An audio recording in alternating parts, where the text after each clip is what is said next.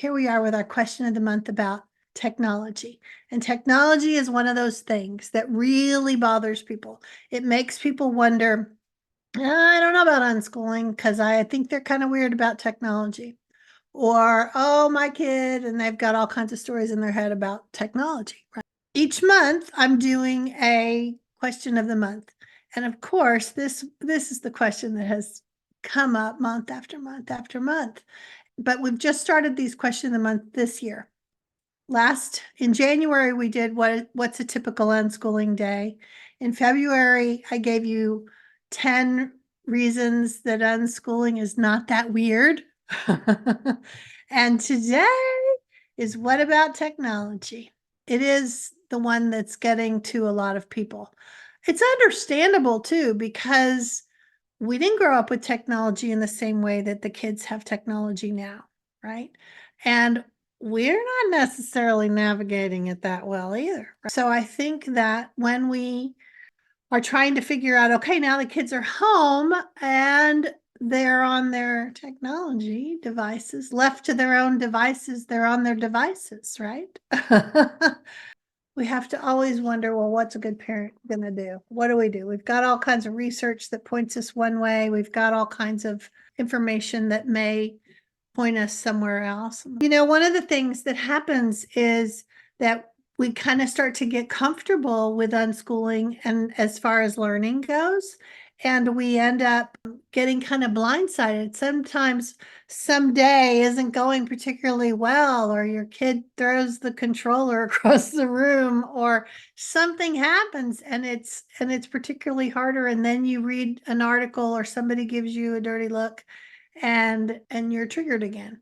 And so the only way to deal with that is to get more information, to talk to other people that are doing things differently. Otherwise, what you do is you just duplicate what's familiar, because that's what we fall back to. When we get nervous, when we get afraid, we end up doing the things that are familiar. And in this case, nothing from our childhood is familiar with what the technology advancements that we've had lately. And that's only going to get bigger and faster. We can't really rely on the old way. And as unschoolers, we see that we can't really rely on the old way of parenting either. When we try to move in this more attachment parenting way, that is not the mainstream way of parenting. The mainstream way of parenting is like my way or the highway. And we have seen that doesn't really work. It doesn't really work for any kid. Some kids are more compliant than others, or some kids are more frightened than others. But if we're trying to have our kids grow up healthy and strong and capable and motivated, then we have to do things a little bit differently. So what's a good parent to do? Learn more, figure this out, start to find ways to make adjustments to the real life that's happening all around us. So when I asked, what are you afraid of? I got I got quite a few questions from people. And I have had these questions over the years. They're not really new. Interestingly, they are often the same questions that happened back in the 90s about television. So that's kind of interesting. We are still afraid of the same kind of things. But the questions that come up are things like, how can unschoolers say no limits to screen time? Or what if that's all they want to do? Or aren't you worried they need more balance in their lives? Or what happens when I can't stand their games? Or what about dopamine addiction or dysregulation? So some of those questions may be questions that you have. And if you have other questions, you can go ahead and put them in the chat. Or you can just say, yeah, that one. Yeah, 1, 2, 3, 4, 5. If 1, 2, 3, or 5 is your big one, let me know.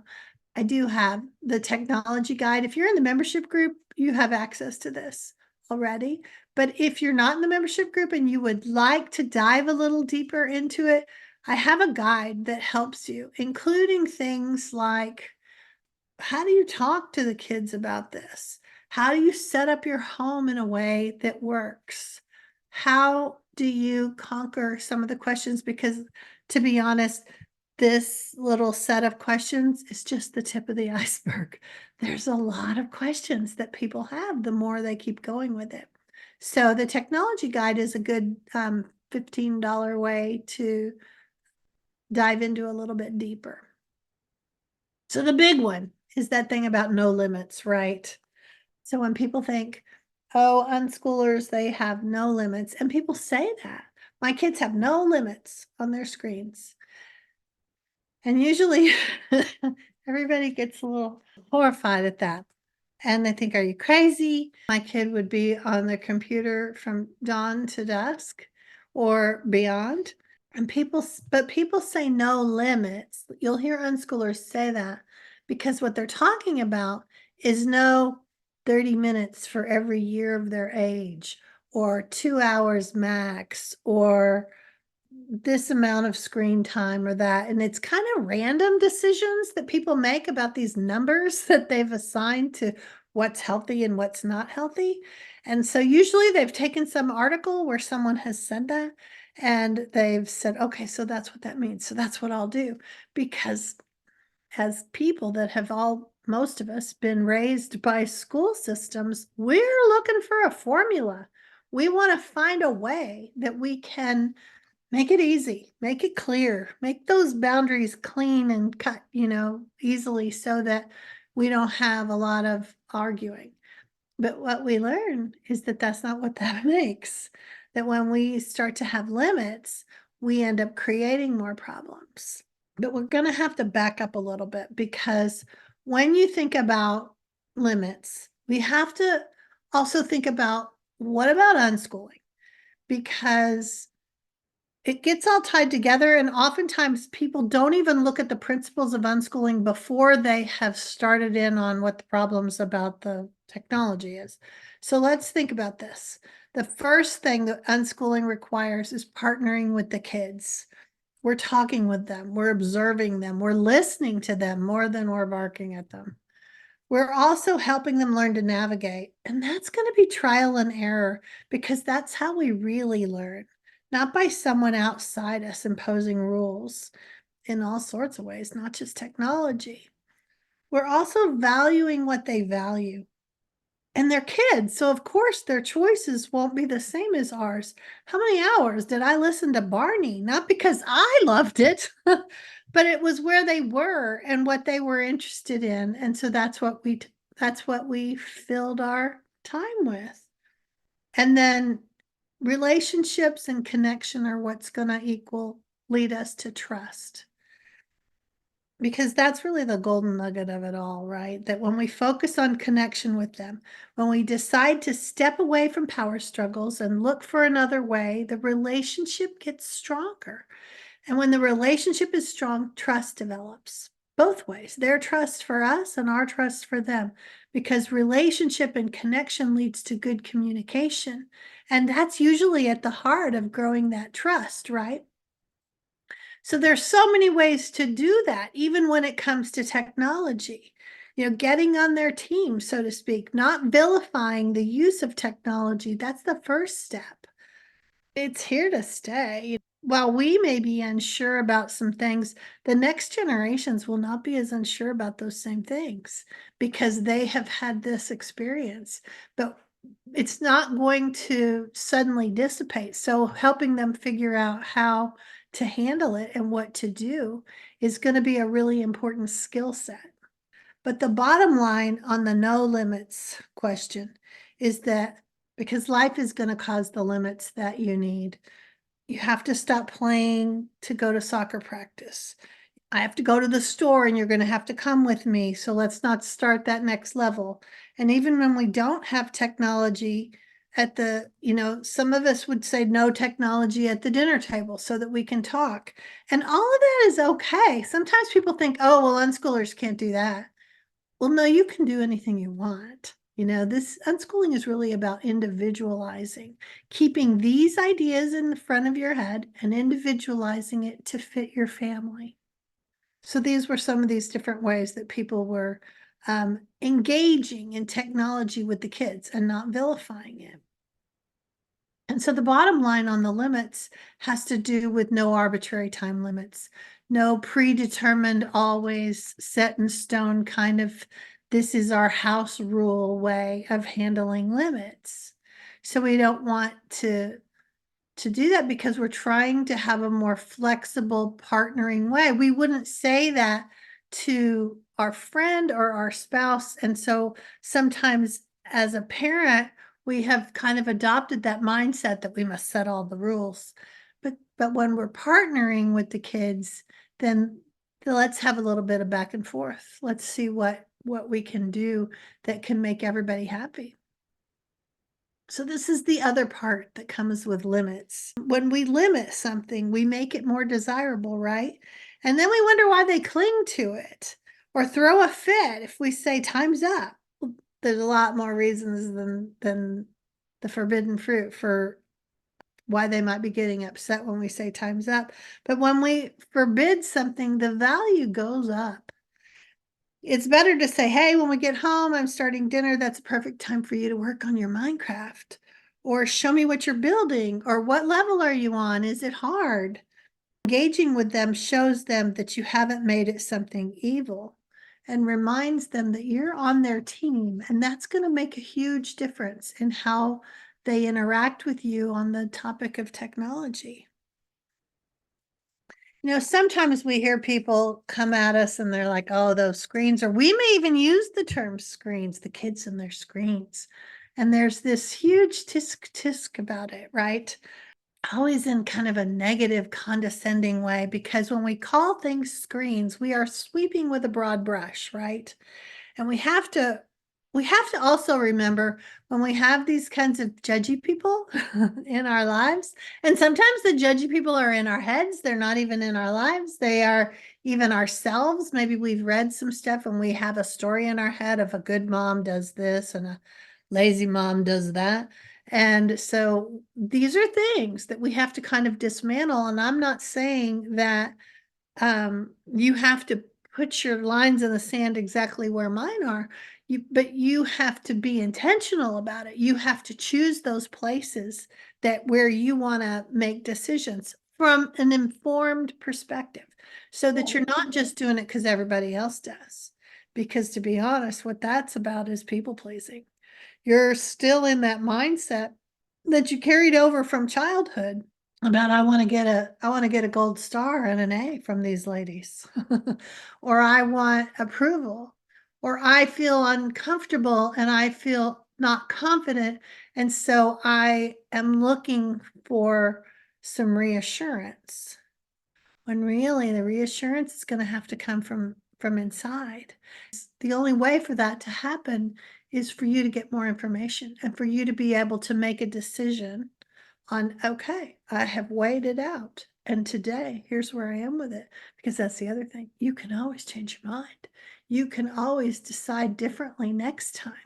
And so when you know that that can happen, it's not so life or death, because you're like, this is all an experiment. We're trying to find our way. And when our intention is partnering and our intention is listening and our intention is not governing by fear, then we move in the best direction we know. And then we continue to grow and gather more information. And then we continue to make decisions. So this comes from the technology guide, that some of the reasons that it's not good to call it just a screen, some of the things that we use it for, so many things. And when we say screen time, it's not a monolith. It's not one thing. You're doing things like staying in touch with friends or checking on weather or zoning out if you've had a hard day, or ordering groceries, or sharing your expertise, or learning about something you didn't know about, or watching a story, or listening to an audiobook. There's so many ways that people use their devices. And so it's one of the reasons why it's not a good idea to just refer to it as screen time. So here's another picture that might be easier to see. and you can screenshot this if you want. I think I do have this. This one is in the PDF that you will have access to at the end. So I will, and that's for those in the membership group. It's day one's for our technology challenge that we're having this month. The day one will be the PDF that is going out with the webinar. So these are some of the things that we use our technology for. Notice too, when you hear somebody say screens, how there's a negative flair to it. People don't say, "Oh, in love of the screen." They say it in a way that is condescending. And nobody's gonna like that. If you like technology, if you like your phone, your tablet, your computer, your video game, you're not gonna want somebody to say something condescending about it. And so if the goal in unschooling, or one of the goals, is to have a good connection, then you can't belittle their choices, right? Because that's not gonna help you when it comes to establishing some trust. Okay. Historically, there's another piece of all of this, of what makes us do this, why we are inclined to speak negatively about it. The human race is not fond of change. This is an interesting meme. I thought I would throw it in here. As novels became more prominent during the 1700s, society and the media grew increasingly concerned that young people spent too much time reading books. They even went so far as to call it reading rage, reading fever, reading mania, and reading lust. So we do have a tendency to demonize things that kids choose, and demonize things that generations that come after us are choosing. Progress, right? So there's more. This is from the book Bad for You. And why I have this page for you can take a screenshot of it. If you may have to move the photo gallery thing over to the side if you need to, you can do that. And you can have a screenshot. It's from in the book, page 82 and 83. And it was a book that we did for book club in the Creating Confidence membership, because it was really helpful to see how society works against progress. I mean, if you think of it as society is coming into progress, dragging their feet as long as they possibly can. And that's nothing new. Back during the times of Plato, he was worried that writing was going to cause a problem. He thought it was going to weaken people's memories if they had to write things down. And ironically, the only reason we know about Plato is because somebody wrote something down. So I think that that's a narrow-mindedness that we tend to have when we are looking at things that are new.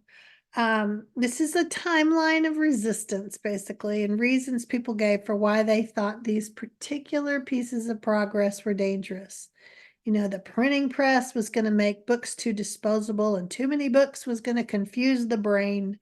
The newspaper was a problem. Photography was going to kill painting. The steam engine was going to cause irreversible shock when rushing through the tunnel at 30 miles an hour. Sometimes there were other motivations, like Thoreau didn't like the telegraph because his family owned a pencil company. Interesting. So sometimes there are ulterior motives, right? And the phone was going to make you deaf. The phonograph was going to make people never want to play an instrument. The microwave was going to give you cancer. The radio was going to prevent people from thinking. Back in the 20s, they referred to jazz as that frightful rattle and bang. And, that happened again with Elvis and rock and roll. So television, the computer, they were all going to hurt the family, but also the radio and the movie theaters, things that people have come to like. The internet was going to scatter our attention. Same as what they said about books, though, right? This isn't mine. And I just want to make sure you know that this comes from Bad for You, the book, but it'll help you understand. And some of the foundational information that is underneath the push that we feel from society against things that are new. And right now, the thing that's new, YouTube, kids on tablets, playing video games. These would be, as if you were going to keep going with this timeline, these would be what we would put, right? Okay, backing up to our original questions. So we just spent quite a bit of time on this first one about no limits to screen time. Hopefully these things will help you understand the underneath part of why we make some of the decisions and say some of the things. And then we don't really mean no limits. There are limits. They just aren't arbitrary, right? So the next question is, what if that's all they want to do? And my guess is that they are doing other things and you're not counting them.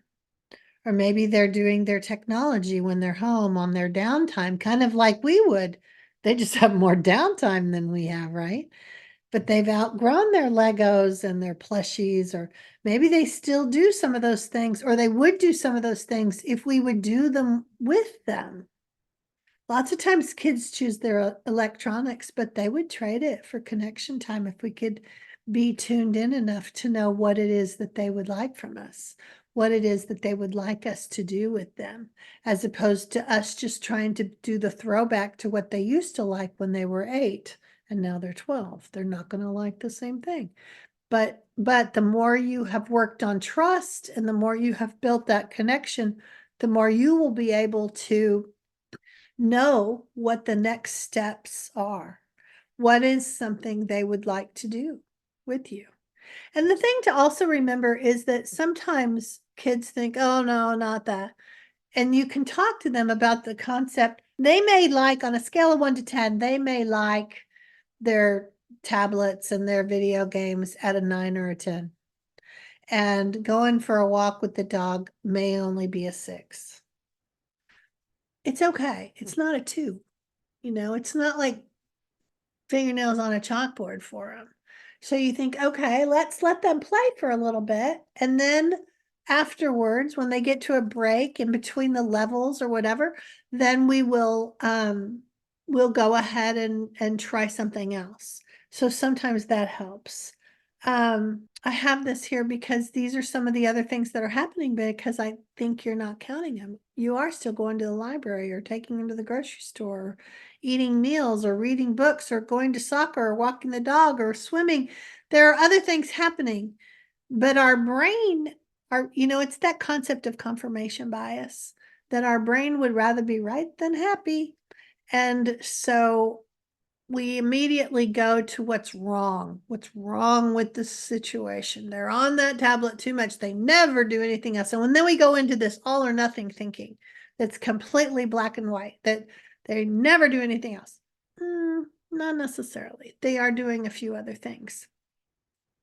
And maybe we need to add more to the buffet. Maybe they have kind of gotten into a lot of kids post-COVID ended up not, that lasted a couple of years. And so kids that came home to homeschool or unschool at the start of that, when they couldn't get out into the community, don't necessarily know about other things that are out there to do. And parents may not either, which is why it's important to touch base with the locals to see what's out here that we can do. How can we look at life like a tourist? How can we go see the community a little bit more? And how can we add to the buffet? And when we don't know, we have the brainstorming guide. If you're like, I don't know what to do, I was cooped up too. And now my kid is older and I really don't know what to do with them. And so this brainstorming guide, which is also in the membership group, is available for you at the shop. And if you want to just get it, because it's really good in that it gives you a lot of other things to do, and some worksheets to work on, some resources to dive a little deeper, and some ways to reframe it in your mind because you're going to look at it and you're going to say, well, oh yeah, oh yeah, oh yeah. And so that's really helpful to have something bring this back. It's not all a new foreign language. You know about your community. You've just forgotten it because you got so used to like a schoolish way of looking at dealing with the kids and their experiences. And so when we look at a real life way like this, then these are ways that we can add more to the buffet. And then we can talk to the kids. A lot of longtime unschoolers get this brainstorming guide and share it with the kids. And I know some that have taken it and printed it out and thrown it on the table, and everybody kind of gravitates towards the things they want. You know, kids that hate the outdoors aren't going to pick hikes, but they might pick that they want to go to restaurants. And then you can explore different ethnic restaurants and see what that's all about and have more conversations about it. And you start introducing new things into their lives. And this is how we brainstorm with the kids. We can say, okay, this month we can go to these couple of places. Let's sprinkle a few things into our life. And again, add to that buffet. But with them doing it with you, as opposed to you just over here deciding and then feeling upset when nobody was on board, but instead talking with them at the beginning about it so that they will be invested in the idea. They will at least understand, oh, this is why we're doing it. Okay, back to the next question. Aren't you worried that they need more balance in their lives? The B word, balance. Balance is in the eye of the beholder. And if you see screens as a monolith, like I said earlier, it looks like we're doing just one thing. But remember our earlier slides about what all they're doing, what they're talking to friends and checking the weather and learning about something cool and developing some skills and learning new vocabulary. There's so much learning that comes from using these different devices. It's really just a mode of delivery. It's not they're doing screens. Screens are what is bringing them the things that they're doing. Oh, this is what happens sometimes when we're worried about balance and we're and we're upset with the kids. And the technology guide can help you, especially with the section about how do you say things, because lots of times we unknowingly say things to the kids that are negative about their choices. And then that gets in the way of our connection, right? And that's got to be the priority. So really, if you come at it from a I'm curious and I'm listening, so that you can help them figure out, all right, what's our next step? And I'm not saying that you're not going to say you've got to that you can't say let's put this down for dinner. You can say that. And then you can also say, hey, what's a cool audiobook, or what are you listening to, or what could we listen to, or here's this funny TikTok. There's all kinds of ways to connect with the kids over technology, and then that reestablishes that trust so that they see that you're not making them choose between your choice and their beloved. And so if you can say, no, no, no, we are all on the same team, I'm into it. And then you navigate with them, because that's the thing about it. If you end up making it so that we're going to have balance and you're not going to do this in our house, they will go to somebody else's house to do it. And then you won't have any opportunity to have conversations with them about some of the topics that show up when they're having their exploration through the internet, right? Next question, I think, is what happens if I can't stand their games?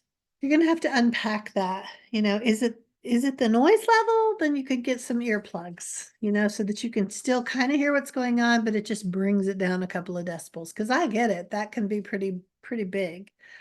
Is it the graphics that are making you dizzy when you try to watch?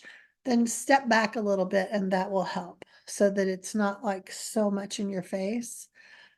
Is it what's happening in the video games? It's okay to say, what's that about?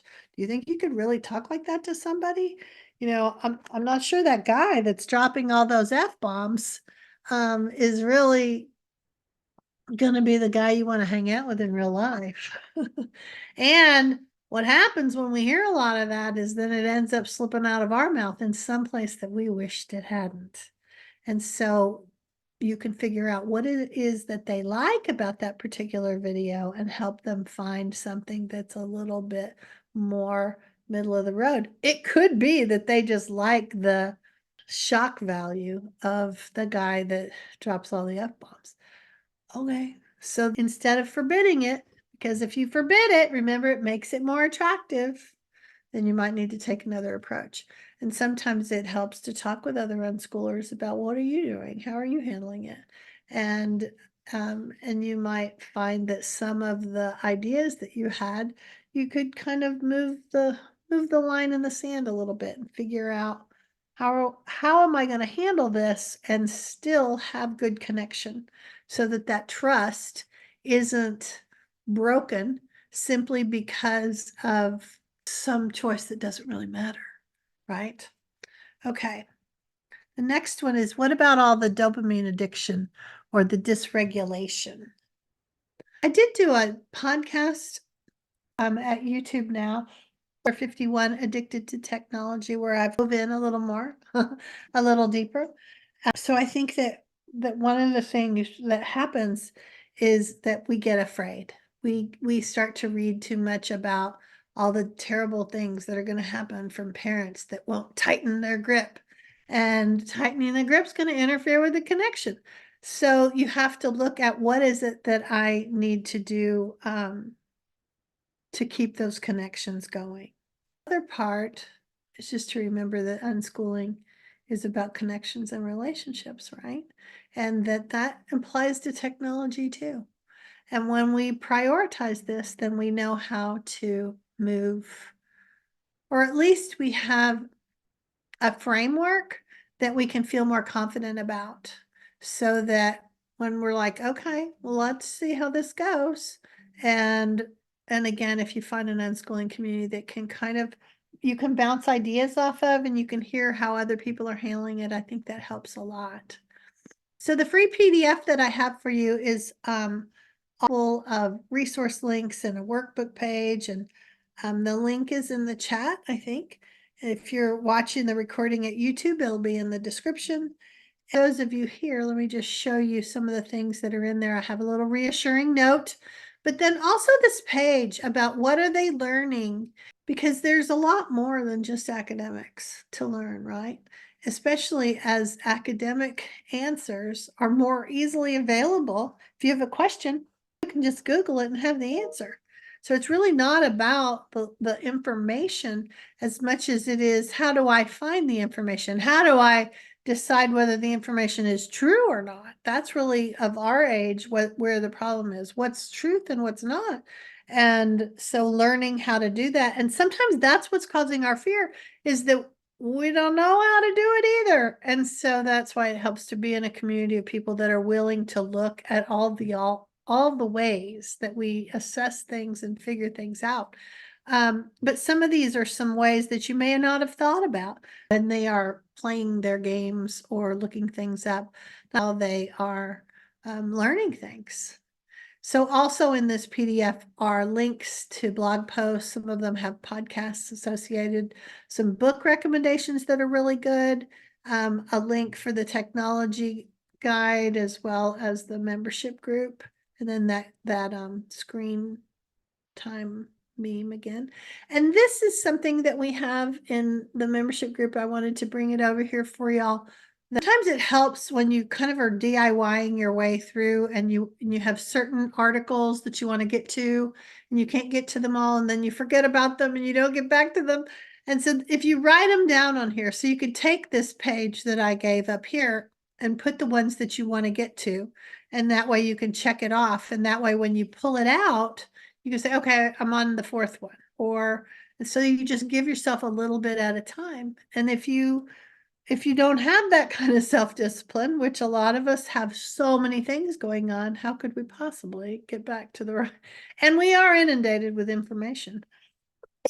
So if we have we have that challenge that's happening in the membership group where we're going to have one little piece of information each day about technology, and that will help build up your confidence. It's kind of like a workout plan, and that's why I call it your unschooling workout. So you have just a little bit more hand holding from me over in the membership group. But if you want, you'll have access to this PDF and can start to work on it on your own.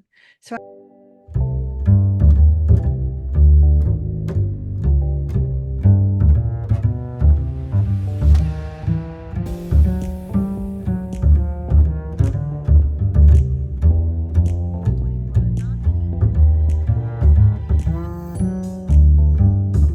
hopefully this was helpful. So you guys have a great rest of the day. Thanks for coming. I'm sorry for the chaos and confusion at the beginning, but we're unschoolers. We roll with it, right? Okay, I think we'll wrap it up. Thanks, y'all. We'll see you later.